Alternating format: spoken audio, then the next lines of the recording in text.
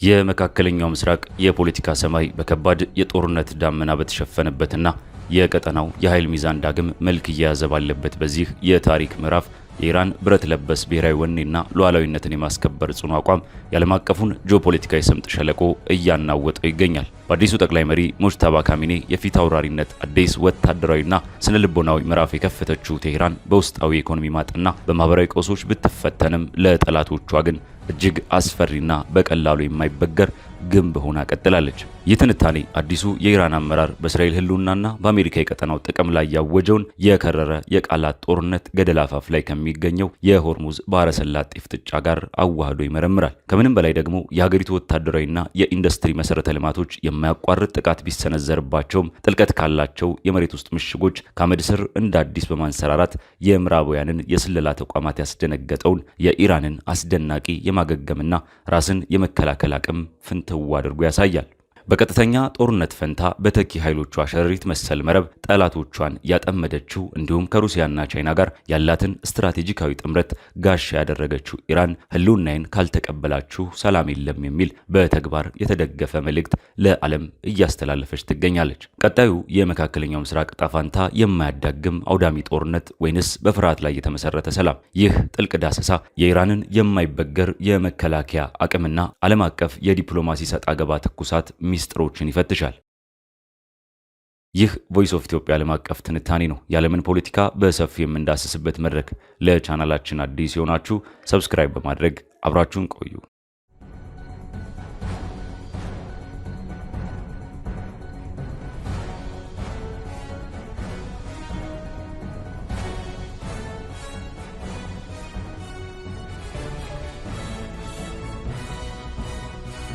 የመካከለኛው ምስራቅ የፖለቲካና ወታደራዊ ትኩሳት ዳግም ወደ አደገኛ ማዕበል እያመራ ባለበት በዚህ የታሪክ ምዕራፍ የኢራን ሉዓላዊነትን የማስጠበቅና የውጭ ጥቃቶችን የመከላከል ብቃት ዓለም አቀፉን ማህበረሰብ በተለይም ምዕራባውያንንና እስራኤልን በእጅጉ እያነጋገረ ይገኛል።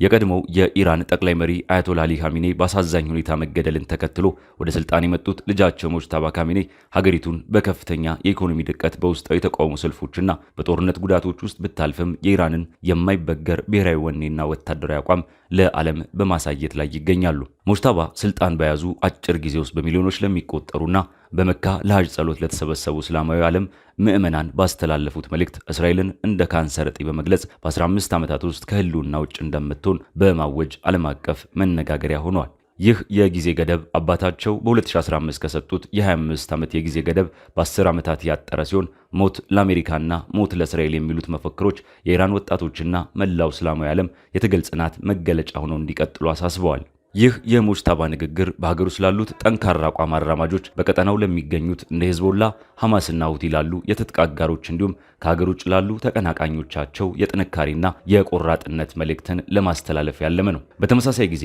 ይህ የኢራን መሪ በባህረ ሰላጤው ሀገራት ላይ ጥብቅ ማስጠንቀቂያን አስተላልፈዋል። ማንኛውም የባህረ ሰላጤው ሀገር ለአሜሪካ የጦር ሰፈሮች ከለላ የሚሰጥ ከሆነ እንደ ኢላማ ሊቆጠር እንደሚችል አስጠንቅቀዋል። አሜሪካ በመካከለኛው ምስራቅ ቢያንስ 19 ወታደራዊ ጦር ሰፈሮች ያሏት ሲሆን ከነዚህም 8ቱ ቋሚና በባህሬን፣ ግብጽ፣ ኢራቅ፣ ዮርዳኖስ፣ ኩዌት፣ ኳታር፣ ሳውዲ አረቢያና የተባበሩት አረብ ኤምሬትስ የሚገኙ ናቸው። ሙጅተባ እነዚህ የጦር ሰፈሮች የኢራንን ደህንነት አደጋ ላይ የሚጥሉ ከሆነ የቀጠናው ሀገራት ለአሜሪካ ጦር ጋሻ መሆናቸውን እንዲያቆሙ አስጠንቅቀዋል። ይህ ማስጠንቀቂያ የኢራንን ብሔራዊ ሀብቶች የሆኑትን የኒኩለርና የሚሳኤል ፕሮግራሞችን ከማንኛውም ጥቃት ለመከላከል ያላትን ጽኑ አቋም የሚያሳይ ሲሆን ሀገሪቱ በፈራረሰ ኢኮኖሚና ወታደራዊ ድርድር ውስጥ ብትሆንም ሉዓላዊነቷን አሳልፋ እንደማትሰጥ የሚያመላክት ነው። ይህ አቋም መግለጫ አሜሪካና ኢራን በኒኩለር በማዕቀብና በሆርሙዝ ባህረ ሰላጤ ጉዳዮች ላይ በሚያደርጉት ድርድር ላይ የራሱን ስነ ልቦናዊ ጫና ማሳረፉም አልቀረም። የዚህ ሁሉ ጥረት ማዕከል የሆነው ሌላው ክስተት በባንዳር አባስ ወደብ አቅራቢያ የተከሰተው የባህር ላይ ግጭት ነው። አሜሪካ በደቡብ ኢራን በሚገኝ የኢራን ጀልባዎች ላይ ያካሄደችው የአየር ጥቃት ቀጠናውን ወደ አዲስ የጦርነት አዙሪት ሊያስገባው እንደሚችል ተሰግቷል። የአሜሪካ ማዕከላዊ ዕዝ ይህንን ጥቃት ራስን የመከላከል እርምጃ ሲል የገለጸው ሲሆን የኢራን ጀልባዎች በዓለም አቀፉ የንግድ መስመር ላይ የባህር ላይ ፈንጆችን ለማጥመድ ሲሞክሩ መገኘታቸውንና ይህም የአሜሪካን ጦርና የንግድ መርከቦችን ደህንነት አደጋ ላይ የሚጥል መሆኑን በመጥቀስ ነው። አሜሪካ ይህንን የኢራን ድርጊት በቅርቡ የተደረሰውን የተኩስ አቁም ስምምነት በግልጽ የጣሰ ነው ስትል ትከሳለች። በሌላ በኩል ደግሞ የኢራን ውጭ ጉዳይ ሚኒስቴር የአሜሪካን ጥቃት ምክንያት አልባ ጥቃት ሲል በማውገዝ ድርጊቱን የባህር ላይ ውንብድናና የተኩስ አቁም ስምምነቱን የጣሰ ነው በማለት አሜሪካን ተጠያቂ አድርጓል። ማንኛውንም ክፋት ያለምላሽ አያልፍም በማለት የኢራን መንግስት ዝቶ አሜሪካ በዚህ ተግባሯ ሙሉ ኃላፊነትን እንደምትወስድ አስጠንቅቋል። ይህ የባንዳር አባስ ግጭት በፓኪስታንና ኳታር አደራዳሪነት የተደረሰውንና ገና ስር ያልሰደደውን የተኩስ አቁም ስምምነት ገደል አፋፍ ላይ አድርሶታል። የሆርሙዝ ባህረ ሰላጤ የዓለምን 20 በመቶ የነዳጅ አቅርቦት የሚያልፍበት እጅግ ጠባብና ስትራቴጂካዊ የውሃ መስመር በመሆኑ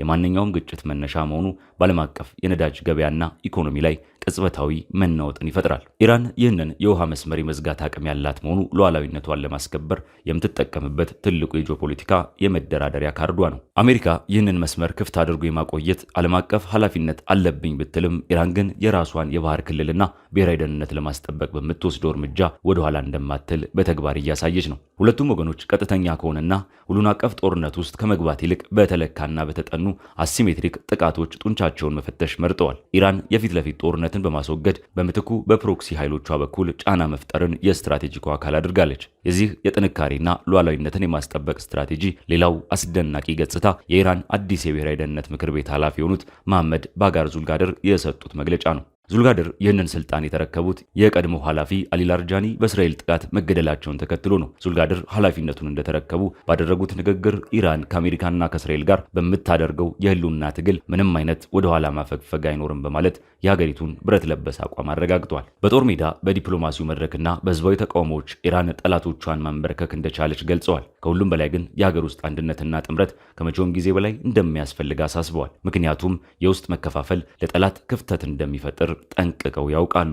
በወታደራዊና የመከላከል አቅም ረገድ የኢራን ብቃት ምዕራባውያንንና የእስራኤልን የስለላ ተቋማት በእጅጉ ያስደነገጠ ሁኔታ ተፈጥሯል። ከቅርብ ጊዜው ጦርነት በኋላ የኢራንን የሚሳኤልና የድሮን ማምረቻ መሰረተ ልማቶች ሙሉ በሙሉ ሊባል በሚችል ደረጃ ወድመዋል ተብሎ ሲታሰብ፣ አዳዲስ መረጃዎች ግን ኢራን ከሚጠበቀው በላይ በሆነ ፍጥነት አቅሟን መልሳ መገንባቷን አጋልጠዋል። ከ2/3 በላይ የሚሆነው የኢራን ባሊስቲክ ሚሳኤል ማስወንጨፊያዎች አሁንም አገልግሎት ላይ መሆናቸው ቀደም ሲል ወድመዋል ተብሎ ከታሰበው ግማሽ ያሉ መረጃው ስህተት መሆኑን አሳይቷል። ይህ ሊሆን የቻለው ኢራን ላለፉት ዓመታት በወታደራዊና የኢንዱስትሪ መሰረተ ልማቶቿ በማሳከል ጥልቀት ባላቸው የመሬት ውስጥ ምሽጎችና የተወሳሰቡ የዋሻ ኔትወርኮች ውስጥ በመግባቷ ነው። ይህ ስትራቴጂ ሀገሪቱ የማያቋርጥ የአየር ድብደባ ቢፈጸምባትም የወታደራዊ ቁሳቁስ ምርቷን በአጭር ጊዜ ውስጥ ወደ ነበረበት እንድትመልስ አስችሏታል። የእስራኤል የመከላከያ ኃላፊዎች ኢራን የተመታውን የድሮንና የሚሳኤል አቅሟን በጥቂት ወራት ውስጥ ምናልባትም በአንድ ዓመት ውስጥ ሙሉ በሙሉ ወደ ነበረበት መመለስ እንደምትችል ያላቸውን ስጋት ገልጸዋል። ይህ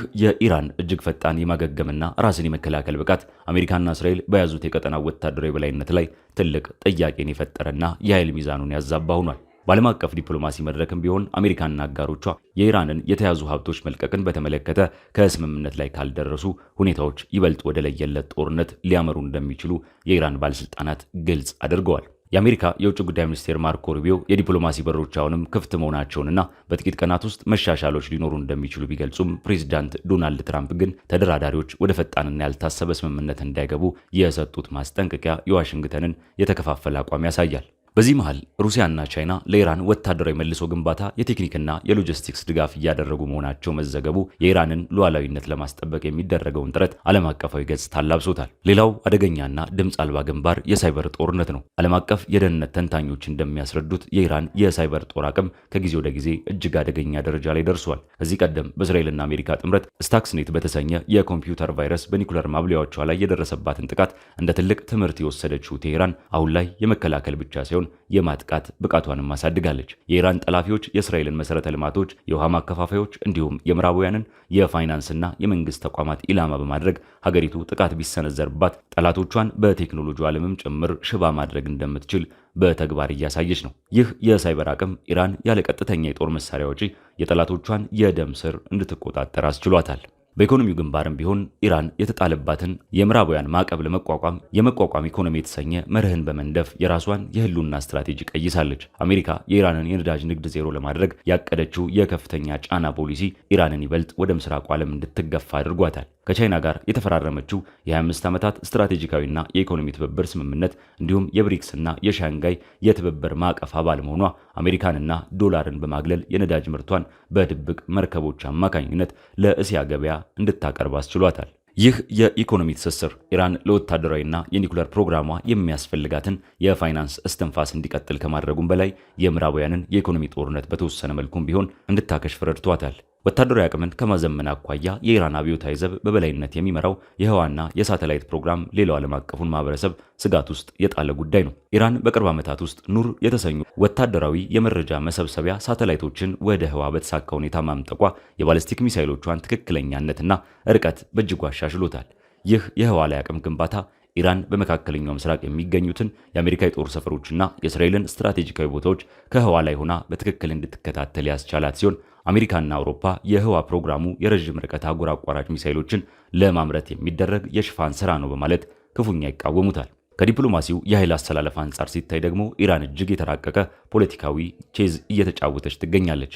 በአንድ በኩል እስራኤልንና አሜሪካን በጠላትነት ፈርጃ የጦርነት ነጋሪት ስትጎስም፣ በሌላ በኩል ደግሞ በቻይና አደራዳሪነት ከቀጠናው ዋነኛ ተቀናቃኟ ሳውዲ አረቢያ ጋር ያቋረጠችውን ዲፕሎማሲያዊ ግንኙነት በማደስ የትብብር እጇን ዘርግታለች። ይህ የኢራን ድርብ ስትራቴጂ አሜሪካ በእስራኤልና በአረብ ሀገራት መካከል ልትገነባ ያሰበችውን ጸረ ኢራን ጥምረት መሰረት ያናጋ ሲሆን የባህረ ሰላጤው አረብ ሀገራት በኢራንና አሜሪካ እስራኤል ጦርነት ውስጥ ገለልተኛ እንዲሆኑ ወይንም የኢራንን ቁጣ እንዳይቀሰቅሱ አስገዳጅ የዲፕሎማሲያዊ ጫና ፈጥሮባቸዋል። ይህ የውጭ ጠላትን የማጉላትና የመጋፈጥ ስትራቴጂ ለኢራን መንግስት የውስጥ ፖለቲካዊ ጠቀሜታ የጎላ ነው። ሀገሪቱ በኢኮኖሚ መላሸቅ፣ የዋጋ ግሽበትና በዜጎች የመብት ጥያቄዎች በተደጋጋሚ ብትናወጥም መንግስት የውጭ ኃይሎች ሀገሪቱን ለማፍረስ የተዘጋጁ የህልውና ጠላቶች መሆናቸውን በመስበክ ብሔራዊ ስሜትን በመቀስቀስ ህዝቡ ከስርዓቱ ጎን እንዲቆም ለማድረግ ተጠቅሞበታል። በመሆኑም ሙጅተባ ካሚኒ የሚያሰሙት የጦርነት መግለጫ ለውጭ ዓለም የጥንካሬ ማሳያ ብቻ ሳይሆን በሀገር ውስጥ ያሉ የፖለቲካና የኢኮኖሚ ክፍተቶችን በብሔራዊ ደህንነት ሽፋን ለማሸጋገር የሚደረግ ስትራቴጂካዊ ስሌትም ጭምር ነው። በማጠቃለል ከዚህ ተደራራቢና ውስብስብ ሁኔታዎች የምንረዳው ኢራን በውስጥ የኢኮኖሚ ቀውስና በማህበራዊ አለመረጋጋት ውስጥ ብትሆንም የውጭ ሉዓላዊነቷንና የሀገር መከላከያ አቅሟን ለማስጠበቅ የዘረጋችው ስትራቴጂ እጅግ ጥልቅና በቀላሉ የማይበገር መሆኑን ነው። ይህ አቋም አሜሪካና እስራኤልን አቋማቸውን ዳግም እንዲመረምሩ ያስገደዳቸው ሲሆን የመካከለኛው ምስራቅ ዕጣ ፈንታም በእነዚህ ሀያላን ሀገራት የጥንካሬ መለኪያ ሚዛን ላይ ተንጠልጥሎ ይገኛል። ይህ ሁኔታ የማያዳግም ጦርነትን ያመጣል ወይንስ በተጠንቀቅ ላይ የተመሰረተ ሰላምን ይፈጥራል የሚለው የጊዜ ጉዳይ ቢሆንም የኢራን ብሔራዊ ደህንነት መዋቅር ግን ከማንኛውም ጥቃት በፍጥነት አገግሞ ሉዓላዊነቱን ለማስከበር የሚያስችል ጠንካራ መሰረት መገንባቱን በተግባር አስመስክሯል። የዛሬው ዓለም አቀፍ ትንታኔያችን በዚሁ ተቋጨ። ስለተከታተላችሁን እያመሰገንን ለቻናላችን አዲስ የሆናችሁ ሰብስክራይብ በማድረግ ቤተሰብ እንድትሆኑ እንጋብዛለን። ከሰዓታት በኋላ በሌላ ዓለም አቀፍ ጉዳይ እስከምንገናኝ ሰናይ ጊዜ